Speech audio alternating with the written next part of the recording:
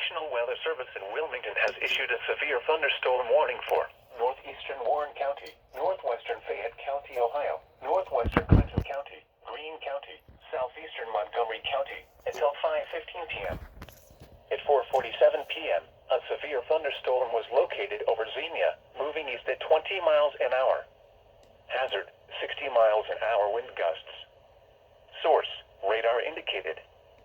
Impact, expects damage to trees and power lines. Locations impacted include Dayton, Kettering, Beaver Creek, Huber Heights, Fairborn, Xenia, Vandalia, Bellbrook, Moraine, Oakwood, Yellow Springs, Wright-Patterson Air Force Base, Cedarville, Jamestown, Wilberforce, Riverside, New Jasper, Spring Valley, Bowersville, and Port William. This includes the following interstates: I-71 in Ohio between mile markers 50 and 64. I-75 in Ohio between mile markers 52 and 59.